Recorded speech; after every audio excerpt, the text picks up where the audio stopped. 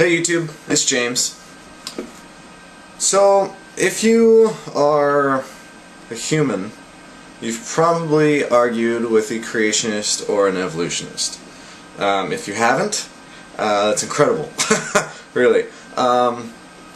My video today is going to try to address the impasse that creationists and evolutionists have. I myself am a creationist. For the evolutionist's sake watching, I'm going to try and keep it as open-minded as possible. I don't want to sound like an idiot, like you probably view most Christians. Doesn't matter, I don't mean to generalize. So the problem is that we're at an impasse. And, you know, the creationist doesn't want to believe what the atheist wants to believe, or evolutionist, and the evolutionist doesn't want to believe what the creationist wants to believe. The common argument for a evolutionist or atheist is, you know, I'll believe it when I see it, right? You know? Show me evidence, show me empirical evidence that God exists. The problem with that is, if I bring empirical evidence of the supernatural, in a natural world, it's going to appear natural. If my leg was chopped off and you were standing there and it spontaneously grew back, though that to me is supernatural, to you it could be completely natural. So, well, your leg spontaneously regenerated. There's been crazier anomalies that have happened in the world, or, you know, something of the sort. If God opened the sky and was like, hey, I'm here, you know, you could just say, well, that's either projections or psychological mayhem in my brain. You know, there's always going to be natural reasons for the supernatural. My argument for that, and, you know, I'm trying to keep it real for you guys, is, say we lived in a 2D world, right? There's one dimension and there's two dimensions, right? If there's a 3D object, so the two-dimensional world is the natural world that we're in, right? And a three-dimensional object, which is supernatural because it's more than the 2D, it's 3D, enters, say it's a sphere. If it enters the 2D realm, it's only going to be touching that in 2D. And so someone on 2D looking on that same plane is only going to see a circle. They're not going to see a sphere. They're only going to see in 2D.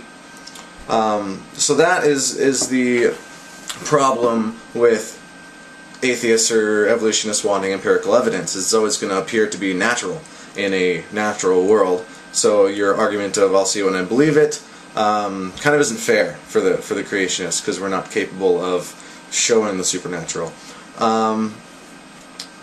So one other argument that a lot of people who don't like the Bible have is contradictions, right? Because every Christian says there's no contradictions, every atheist says there is contradictions.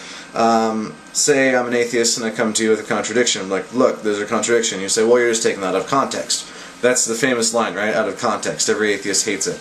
The problem with that is you're not accepting the possibility of the creationist or the Bible believer being right. Because if they are right, then you are taking it out of context and you're kind of overreacting. And so I don't mean to pick on the atheists, but I mean you have to understand that. If you brought me a science textbook and said this thing, and I was like, well, no, it contradicts here, you know, but I'm just being ignorant, you'd be like, no, you're being ignorant, and you're taking, you know, if you're right, then you're right, you know. But if I'm right as a creationist saying that the Bible doesn't have a contradiction, from my perspective, I'm completely right. From a evolutionist perspective, I'm completely wrong. From a naturalistic perspective, completely wrong. Prophecy is another one of those.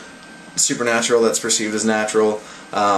If 4,000 years ago I claimed that Orion and Pleiades, the constellations, had an opposite gravitational pull, Orion is not bound to Pleiades is, you just say, well, that was a lucky guess, right? Because in the book of Job, it says the gravitational pull, that they're opposite in what they are.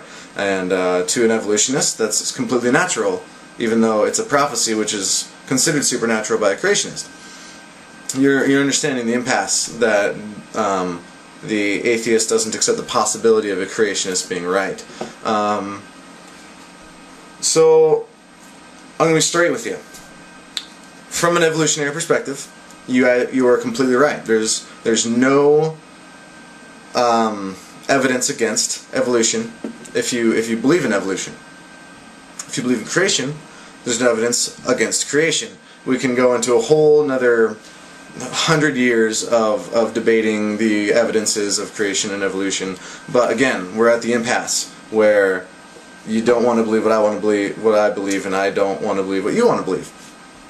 So I try as a person to keep an open mind and to accept the possibility that you're right.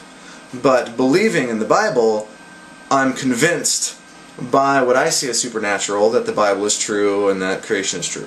So I'm asking you to have an open mind and accept the possibility that creation is right, that creation is true, that there is a God, right? Because if you can't accept it, the possibility, you're a bigot by definition. Look it up. Sorry if I offend you. So my question is, as an open-minded person who accepts the possibility of there being a God, because if you accept the possibility and you believe it, all the evidence is perfect to support it. If you accept the possibility, would you bet the rest of your life right now, which you probably have another 50 years, I don't know, would you bet the rest of your life right now that you're right and that creation is wrong? Because if I was not a creationist and I believe that there's no life after death, I wouldn't risk my life on just a belief, because that's all that I have, that there's nothing more past this life. But if you accept the possibility of creation being true, that there is a God, and that He's a holy God and loves us so much that He will honor our choice to deny Him, if you can accept that possibility, would you bet your eternal soul? Because that's a long time, eternity, really. I'm just trying to be straight with you. I'm trying not to be your average, really angry person or narrow-minded Christian. I'm just trying to get you to accept the possibility that we're right. Because that's all that really matters from my perspective. If you can't accept the possibility, that sucks. That bums me out, really does. So if you can't accept the possibility, then try to believe it, I guess. Because, I mean, if you can accept the possibility, then you can accept the possibility that you could go to hell for eternity. That would really suck. It's worth considering, right? I mean, if from a creationist perspective all the arguments are completely sound and as empirical as the evolutionist perspective, then it's worth checking out.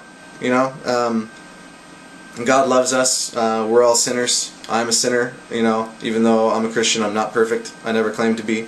I'm a sinner saved by grace. Salvation is a free gift. It doesn't cost you anything, really. I mean, you give your life to Christ and you serve for 50 years and then spend eternity in paradise.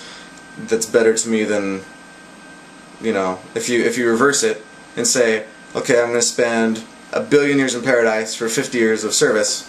I'd rather do that than 1 billion years in hell for 50 years of pleasure. Because even you look at most Christians and they love life. It's not like we're missing out. We're missing out on some things, sure. The wacko sins that are out there or whatever.